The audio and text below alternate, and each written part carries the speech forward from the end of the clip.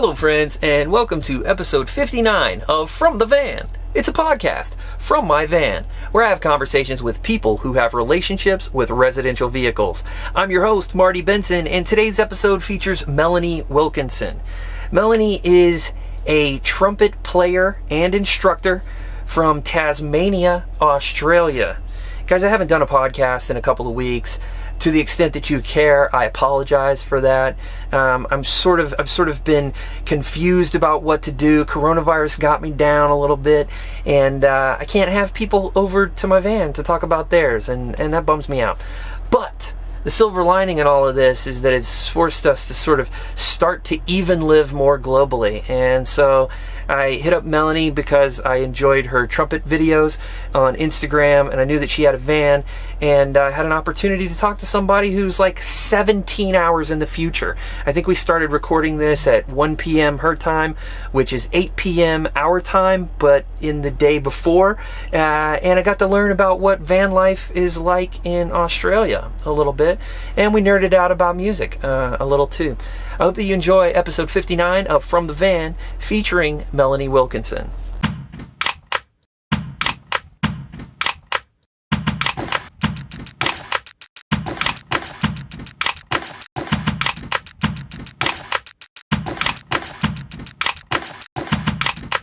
Yeah, awesome. How are you? Great, how are you? Good, I'm fogging up. You what? I'm fogging up. Oh, in your My glasses. Fogging. Yeah. Thanks, Dad. I have a coffee now. Oh, yeah, it's midday there. I'm drinking beer. Yeah. Oh. I've got a few of those. I could have one. Yeah, what time is it? 1? Yeah, it's past lunchtime. Yeah, and you're teaching online next, right? You don't even need to wear pants for that. That's true. I've got slippers on. I've got moccasins on. Good. Nice. It's hot. It's here. quite fun. Teaching online, I usually just wear like some track pants or something and pop on a nice top, and it's like I'm all ready to go. Yeah, nice. Yeah. I did actually. I feel kind of like a fake sometimes when I do that. I sit on the Traffic and Public Safety Commission in the town where we live. Edith. And last week, you could see I'm in a pair of shorts now, but last week for the meeting, we did it over this Zoom platform. And right before the meeting, I did that. I just put on a shirt that like I don't ever wear, you know? Just so that any member of the public was watching, that they would like think that I actually take life seriously. Yeah, no. Yeah. That's all right. It's good to do that sometimes. Joining the podcast, I've been watching you over Instagram, and the reason that I was so stoked to talk to you was when you started posting I don't even know what they're called, the videos where you're playing different melodies with yourself. Oh, yeah. Yeah, Acapella. Yeah. Videos, yeah. Those are rad. How difficult is the software for those things? It's pretty easy. So when you record your first video, you've just got to make sure you put in a tempo. So it's hard to change tempo. So yeah, I think it was the Somewhere Over the Rainbow one I did. I was trying to do it without a click track and just change tempo, and I thought, because I'm playing with myself, it'll work, but it didn't. So yeah, you put the click track in and it gives you a count in, and then you just start playing. Right. So yeah, that's how it lines it up for you. So you don't really need to do that. So you record one line and then you go back and you put your headphones on, and then you have you have the first part going through your headphones, and you just play along with that with the click track as well. Okay. Yeah, sure. Yeah. Have you ever worked with a looping pedal? It seems like the same thing. I have, yeah. Okay. Yeah, many years ago I did because I play a bit of guitar as well. Uh-huh. I did like a one-man band type setup where I had guitar looping through whilst I was playing trumpet and singing. And oh, hell yeah. So that was pretty fun. You know, are you familiar with Andrew Bird? Andrew Bird? Yeah. With a D? No, I haven't heard of Andrew Bird. Oh. I tell people, of course I can't can't follow through with this test for you. But generally speaking, I will tell people that if you buy one of his records and you genuinely don't like it, I will pay you back for it, because I believe that he is a phenomenally palatable person.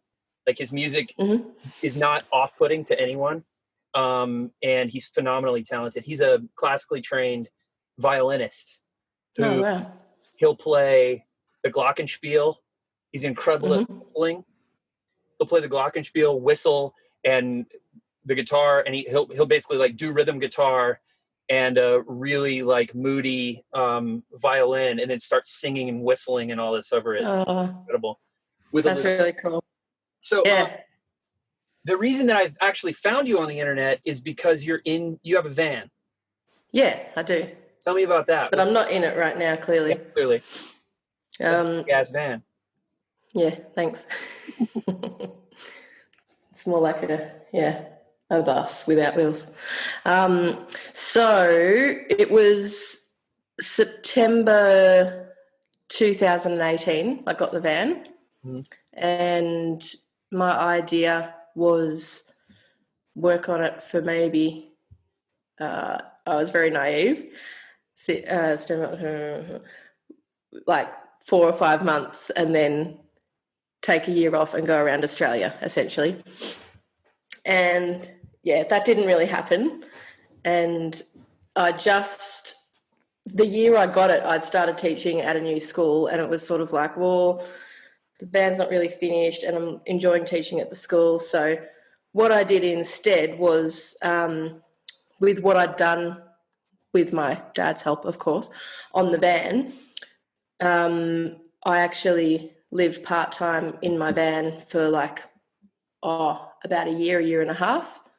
So whilst I was teaching in Melbourne, I was living in the van, like just staying at, campsites or friends' places, driveways, and then my days off, I'd either go hang out with my folks. They live in Gippsland, which is like 2 hours east, a little bit south of Melbourne, and I'd go hang out there, or I'd go somewhere else for a few days, off to Adelaide, Sydney, Byron Bay, whatever. Because I've sort of got friends all over Australia now from playing music and travelling around and stuff. So, so the last year was the last year and a half has been quite cool. I've been in the van a lot, and it hasn't really been finished, but it's been good because it's given me a chance to actually figure out what works and what doesn't work. And during that time, I've changed my idea a few times about, bed design and things like that. Yeah. It's a Volkswagen T5, is that right? Yeah, it's a T5. It's the second edition of the T5. So you got that earlier model, which is the T5, and then I think they call the second one from 2010 onwards the T5.1. Okay. Which I just discovered yesterday, actually. All right. What year is I knew there were two versions, but sorry? What year is yours? 2014. Okay. And so I was only a couple of years old when I bought it. What did it come with in it in terms of furniture? Nothing. Okay. It was empty. It was an ex-courier van. Okay. I think my dogs are in trouble. That's okay. Yeah. Yeah, so what do you have in it now? So I've got, I went up to Ballina, not the December just gone, the one before, and I got a pop top put in. Okay. So that's good because I can stand up now. And okay. And I've got a fridge, a 50-litre fridge, which runs off. I've got 2 AGM batteries in there now, 120 amp hour AGM batteries. Okay. So the fridge runs off them, and they're recharged when you drive, so connected to the alternator. And also I've got 2 80-watt solar panels on the roof, so that recharges them as well. And I've got a little solar blanket. Like, so if I'm camping out somewhere, I usually just hang that out the back, and as soon as the sun comes up, that starts bringing in solar power as well. So I've got that. I've got a 3,000 watt inverter as well, which I don't really use that much. It's I use that sometimes for, I've got a, what are they called? Induction cooktop. Yeah, cool. Yeah. So, but yeah, I mainly use that if I'm at a campsite that has power, which is, in all honesty, not that often. But yeah, and I've got a gas, like a portable gas cooker as a backup as well. Yeah. So, and up until now, I've had just a platform bed that doesn't turn into a couch or a chair or anything like that. So I've had all underneath the bed as storage space, which has been really good. And I've got the passenger seat in the front is a swivel seat as well. Cool. So that's made a bit of extra room. I haven't got proper curtains yet, so they're sort of stuck up with gaffer tape still and things like that. But yeah, it'll all happen eventually. And yeah, I guess in a way it would have been nice to get it done, and I could have been using it done all this time, but I'm kind of in a way glad I haven't as well, as I was saying before, because I've learnt what works and what doesn't work. And my original idea was to have a bench seat that folds out into a bed, and then it's split into like 3 or 4 sections. But yeah, I've realised I feel like I don't really need that backrest. So what my dad's helped me come up with this. Of course, he's the brains behind all the construction of things. He's helped me design a bed where just the front extends out. So you've got one main piece of mattress, and then there's just an extension of, say 50 centimetres or something like that. Okay. And so the break's down the feet end, so it's not, interrupting my back or anything like that. Right. Yeah. So that you do have some space if you want to like congregate with another person or two or whatever, like chill out in the van. Is that the idea? Yeah, that's the idea. Okay. Yeah, so yeah, could swivel the seat around and have someone there, have a couple of people on the bed, or what have you. I thought about getting a swivel for the driver's seat as well, but yeah, it's probably in reality not that practical because the fridge is right behind that driver's seat there. Yeah, we had that. We had in the first van, we had the bed that went long ways that turned from a couch and slid out to be a bed. And we couldn't swivel. It didn't make any sense for us to swivel the driver's seat for that same reason, because there was nowhere, if you did that, there was nowhere for that person's legs to go anyway, right? Yeah.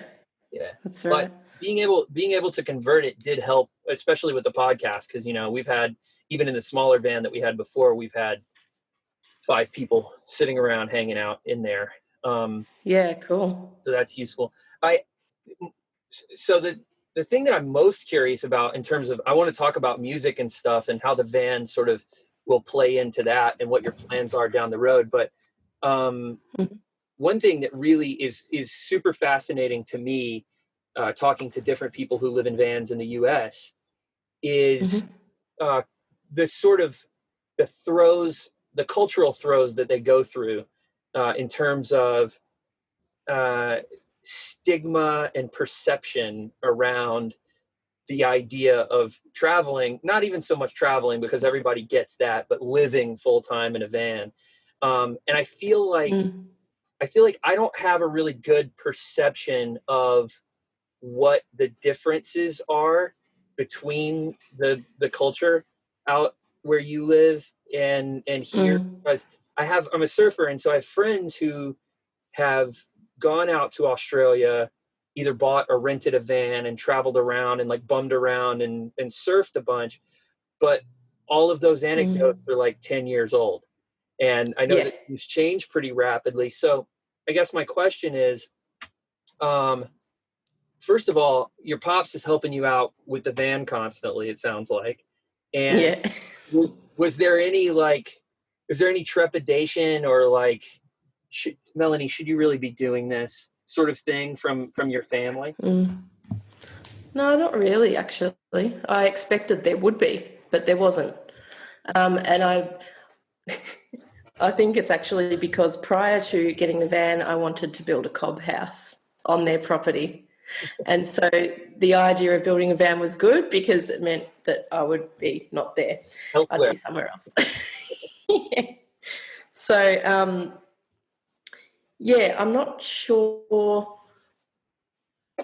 I'm not sure about the living in the van long term, what they think about that.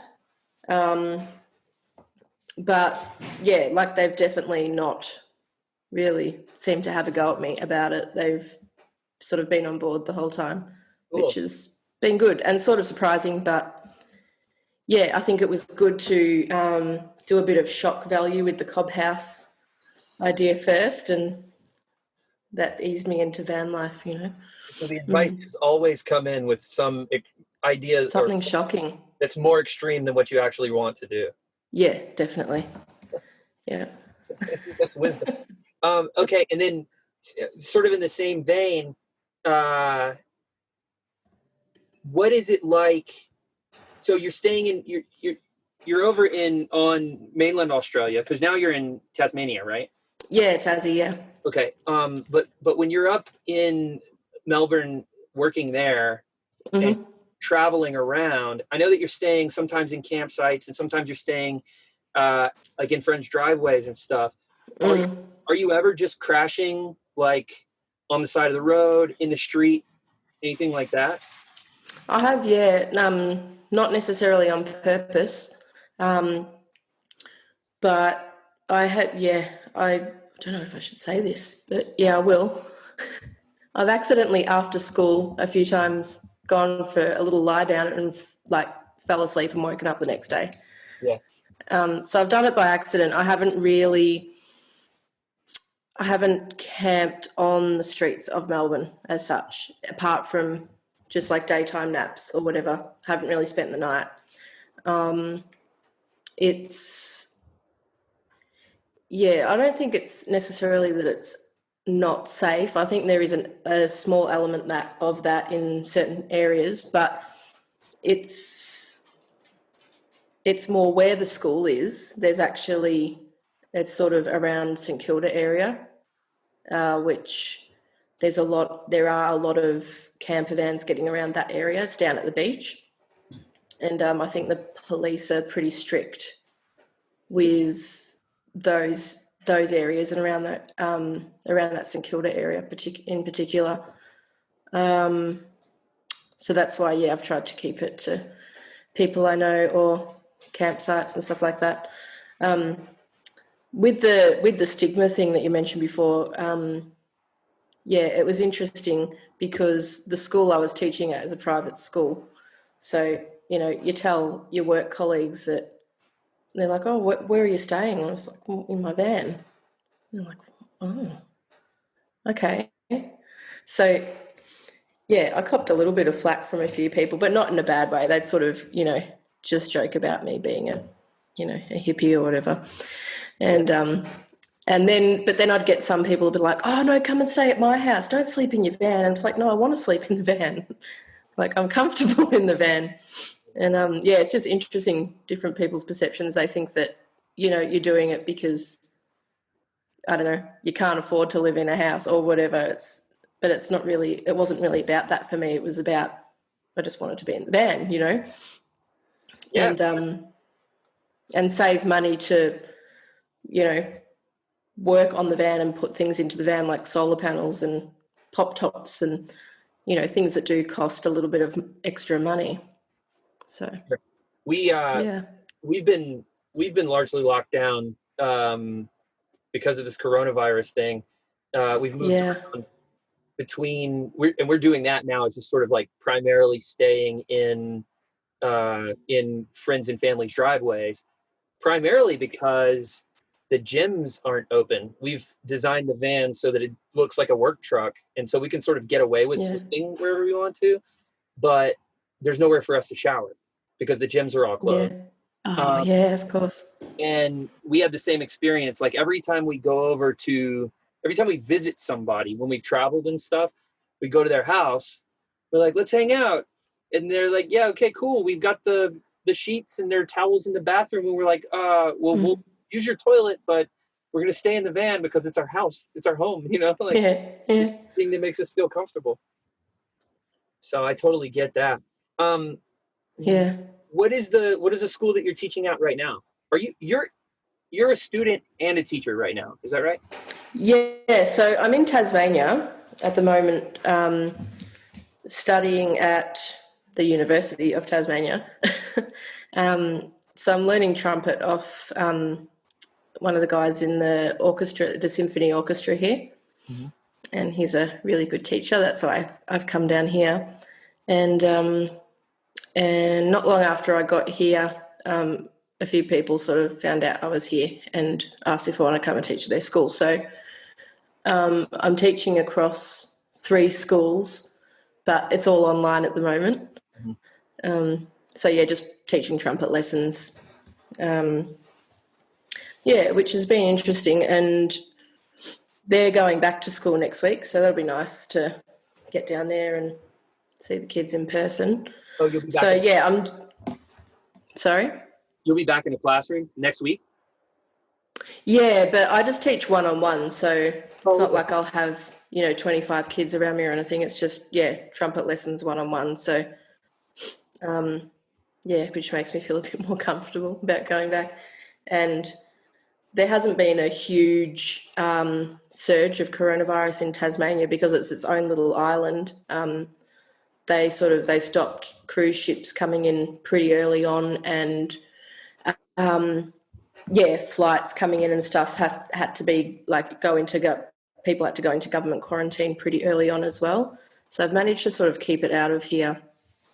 There's been a little outbreak in the northwest of Tasmania, but Hobart and South Tasmania, there's no current cases of it, which is pretty cool.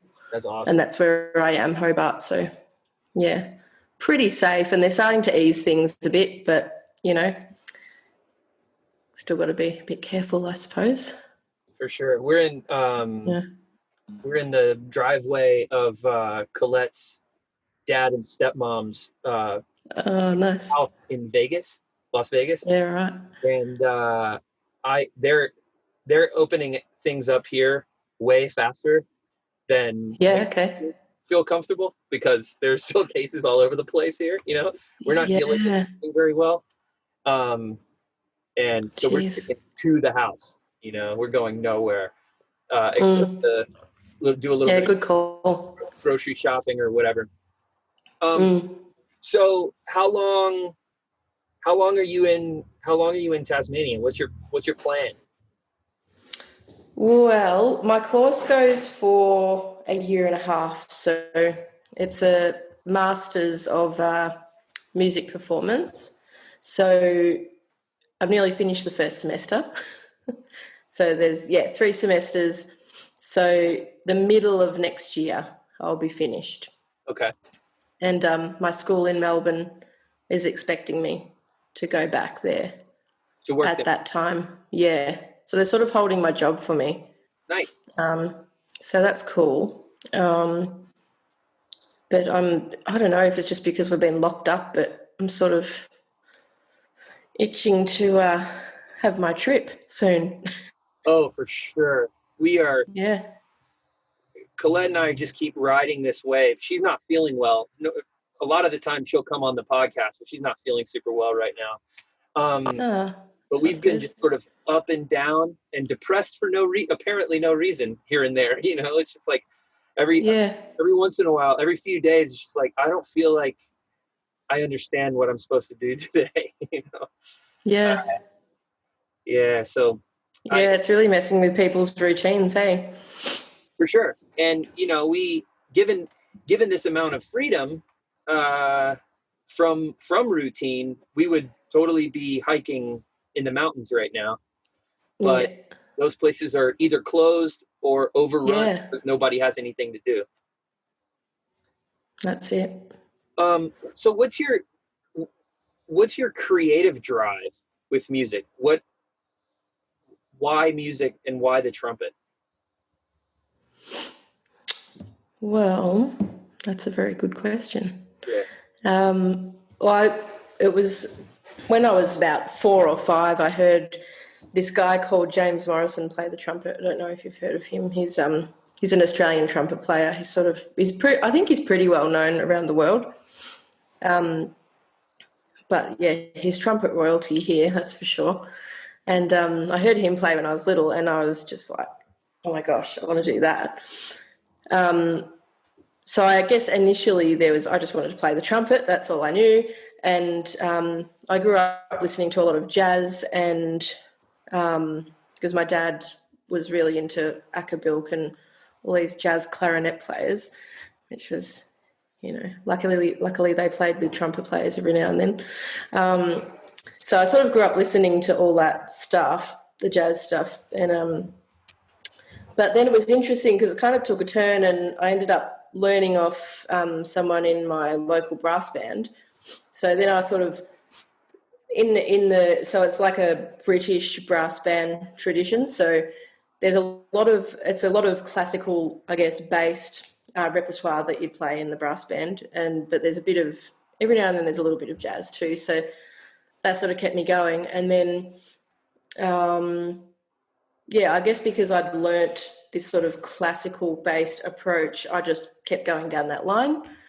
And so I did my Bachelor of Uni straight after school and did that in classical trumpet. And then I was in the Navy band for like 6.5 years playing trumpet full time, which is a bit different to van life. And so, I did that. And then since then I've been teaching. But back to your original question, the creative component is definitely like writing my own music. And that's Jack. Can you hear that? Yeah, I It's a can. little whipper. Yeah, I might let him in a minute. But yeah, writing my own music, and it's really interesting because I love jazz music. I love listening to jazz music, but then I play classical. But then also when I'm being creative, I kind of write. It's more like, I guess, folky blues kind of music. So it's all a bit of a mixture of different things that I like listening to. That's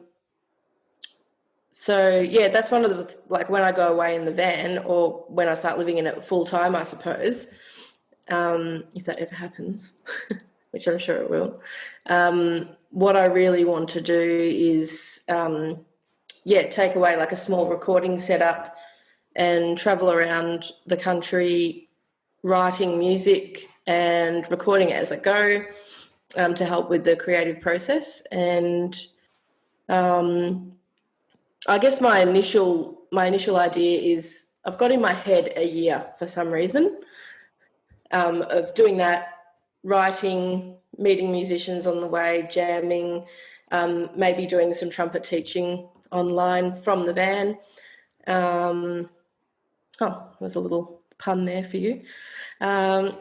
And then at the end of it, reviewing like what I've come up with, like what songs I might have 10 songs, I might have 20 songs, I might have 30, whatever, and then picking from them and perhaps recording an album or something like that at the end.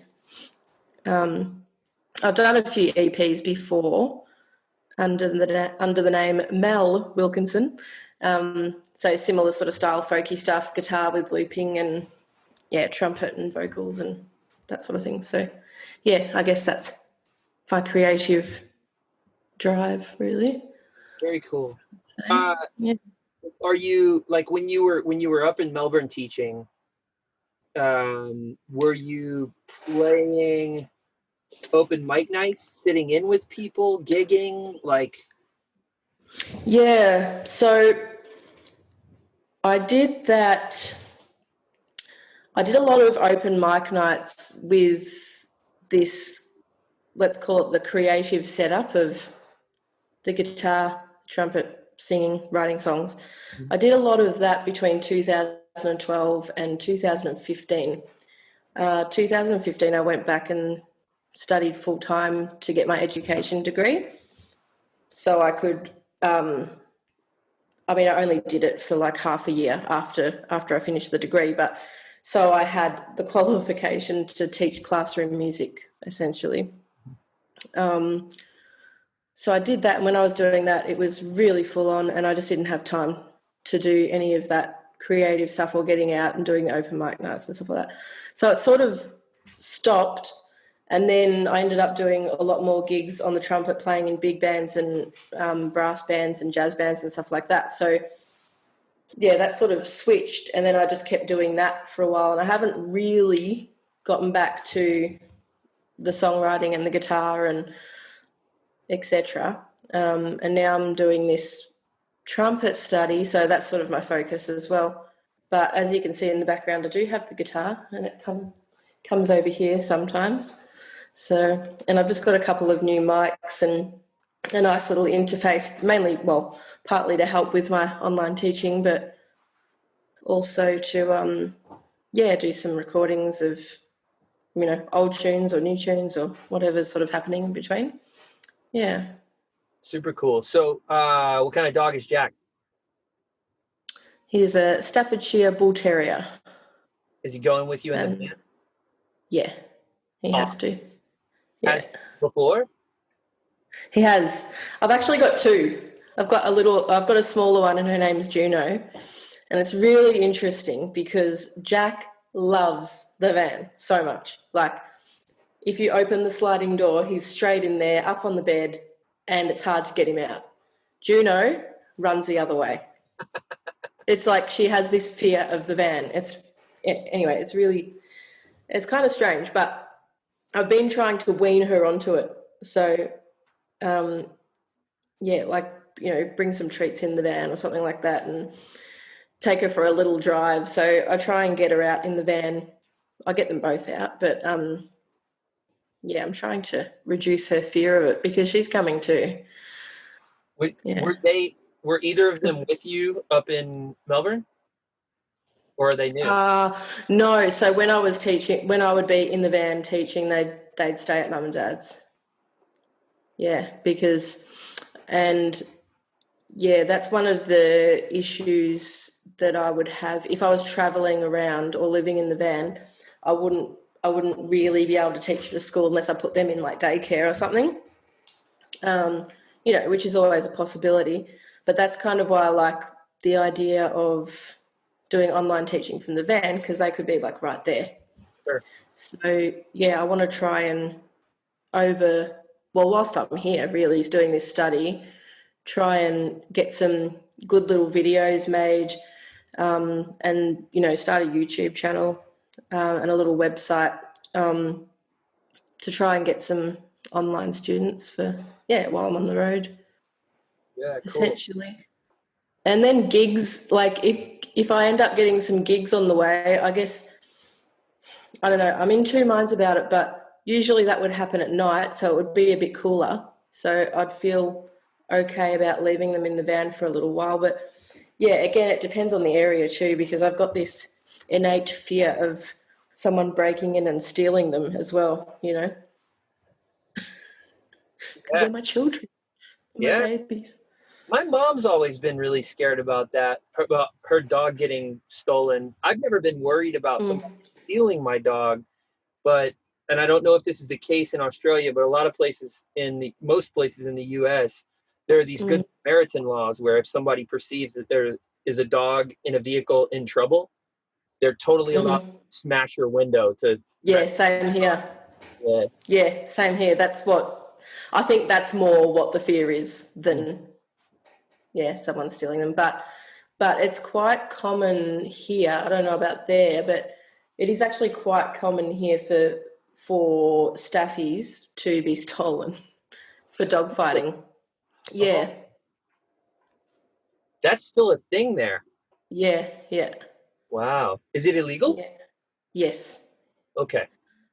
I don't think I look. I feel like it probably doesn't really happen as much in Tasmania, but I know in Melbourne, in certain suburbs, it happens a lot. Are there And so, not yeah, you got to be careful. are there not a lot of pits there? No, Oh, because they're everywhere here. yeah, If you want to rescue a pit bull, it it'll happen immediately. yeah, yeah. There's certain rules with pit bulls here, so not many people have them. Hmm. It's yeah. How do you get your van from one island to the other? Oh, yeah. There's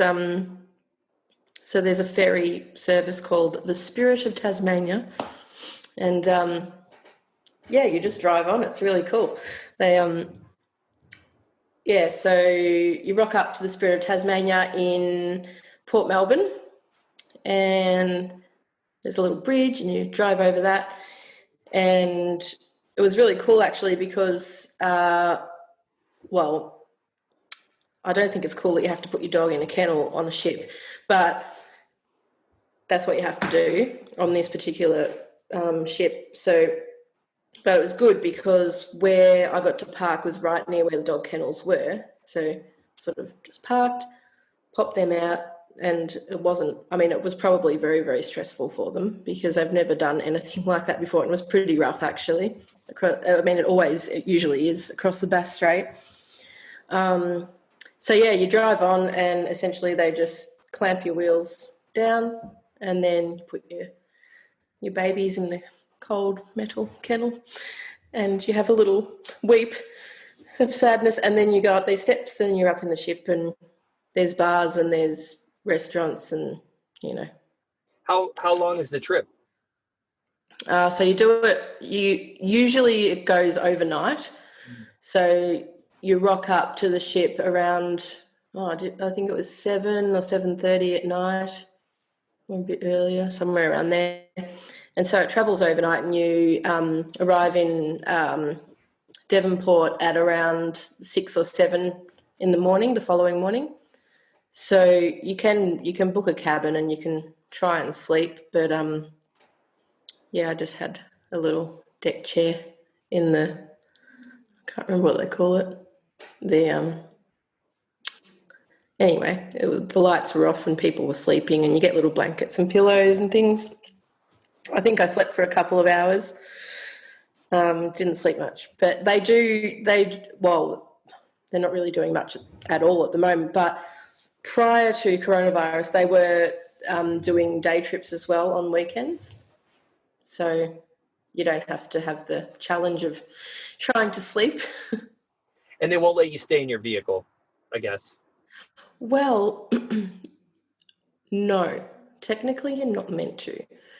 I know people that have, but they haven't done that anytime recently. And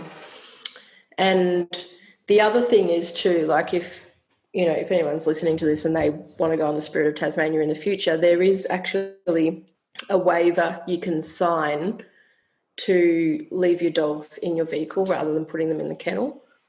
But it's a good idea to book the kennel anyway. I think it's like, I think it was only like $10 or $20 or something per dog.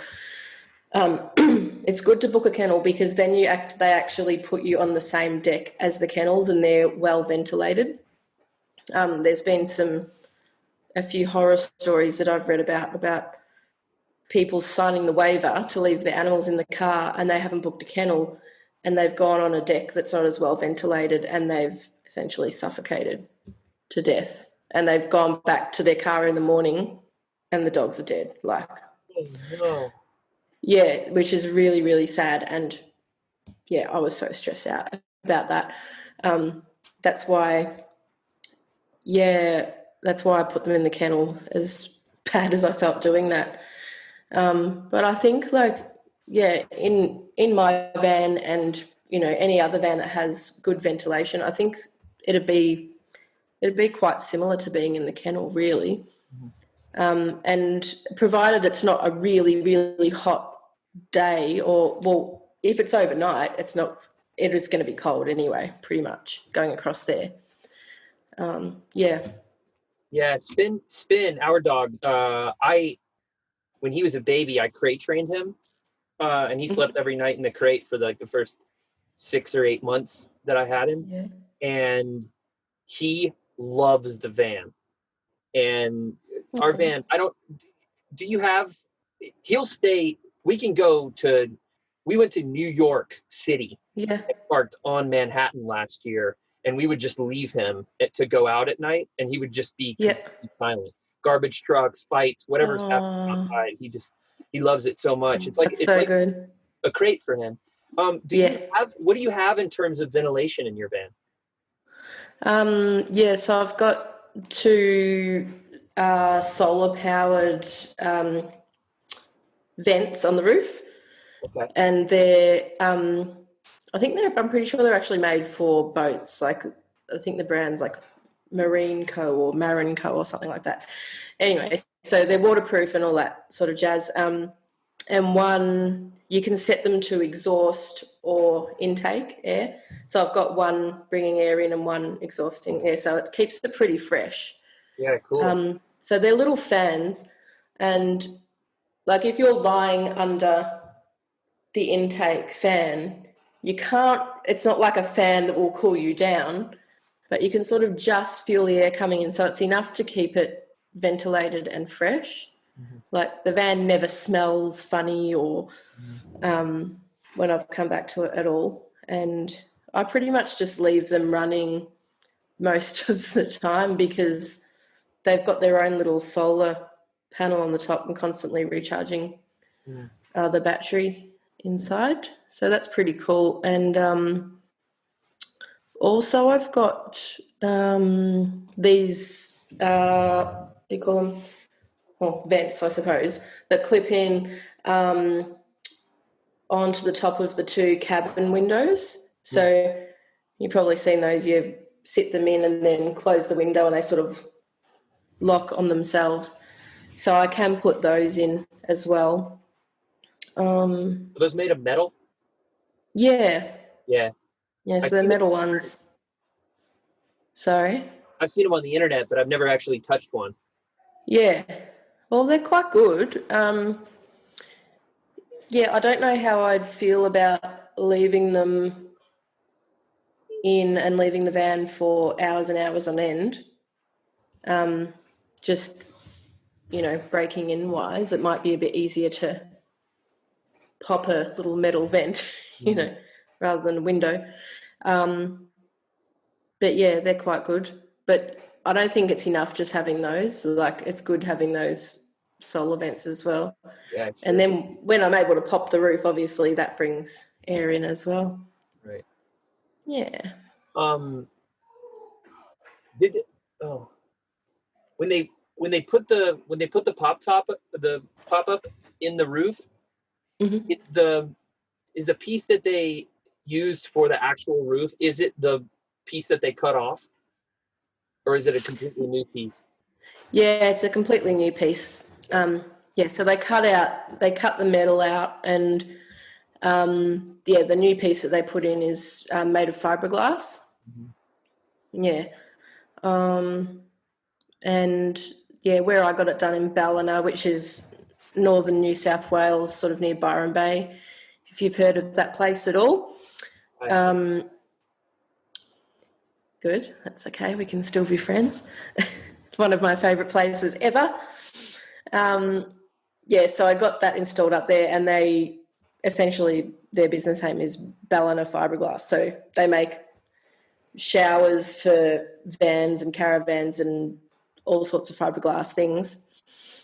And the reason why I went there is it was, I think, around $2,000 or maybe a little bit more cheaper than anywhere else, like anywhere around Melbourne or in Victoria that I looked at getting it done.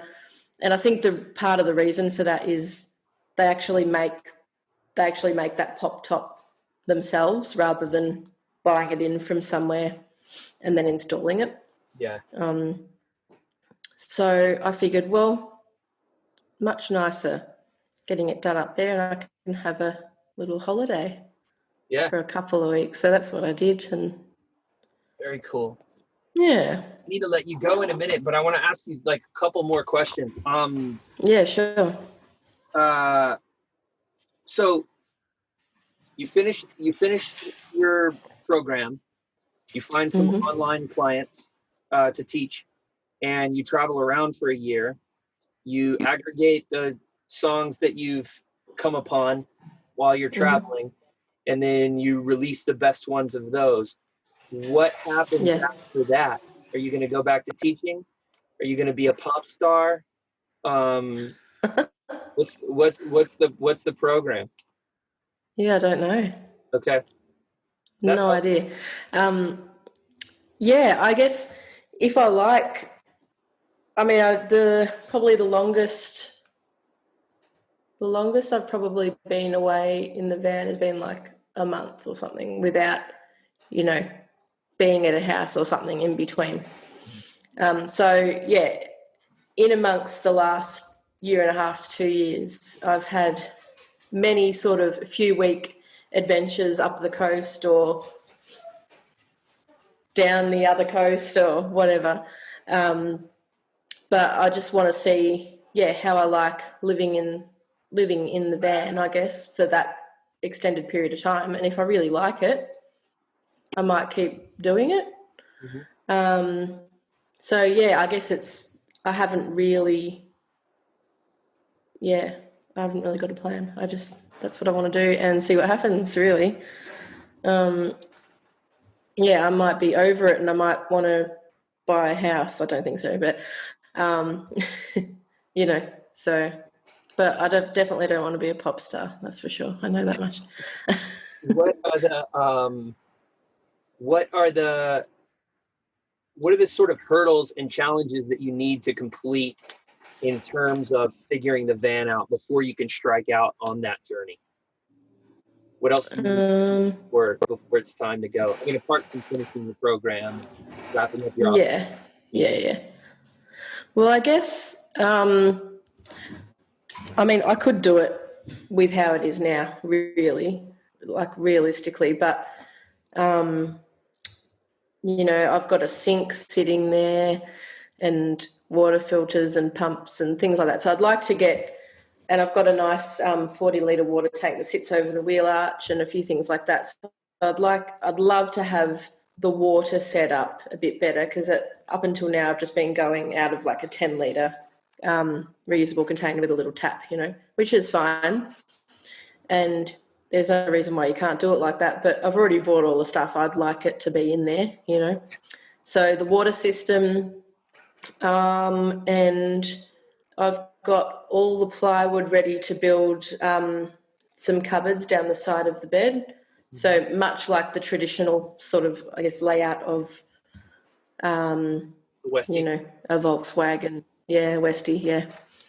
So I'd like to have that so I can be a bit more organised with my stuff because, up until now there's just this space there and everything just goes there in a pile. So it would be nice because I'm living in it's a very small van and a small space, it'd be good if I can have those little compartments where I can be a bit more organised with my stuff. The bed needs to be finished and there's not a lot more that really that's sort of about it, really. Okay. Yeah. Have you played in any like punk or ska bands? I haven't. Okay. But I do I like ska music, yeah. I used to listen to a lot of that when I was younger. I was big into that stuff in the 90s and I sort of even to this day every rock band, regardless of how hard it is, should have a horn section. Yeah. Okay, and one last thing. That would be ideal. Yeah, right? Yeah. So you like Real Big Fish? Yeah, I like Real Big Fish. Yeah, of course. Yeah. They're awesome. And they're hilarious too. Apart from a good band. And then finally, is there anything you want to plug? You got a website? You haven't started your YouTube channel yet, but is there anything that you want No. No? Oh, not really. Just come and check out my Instagram. I mean, I'm just doing it for fun, really. Okay. But I guess further down the track, I might use that as a bit of a selling point for, having lessons. I haven't quite decided yet whether it's just going to be trumpet lessons online and they happen to be in the van, or really push the fact that I'm sort of traveling. You know what I mean? Yeah. Yeah, but yeah, I guess come and check out the Instagram, Lord Byron and Co. Cool. And yeah, Good deal. that's it, really. This? Oh, and my old folk music that I used to do, which I will be doing again soon, is there's some of that on iTunes if you want to have a listen at all.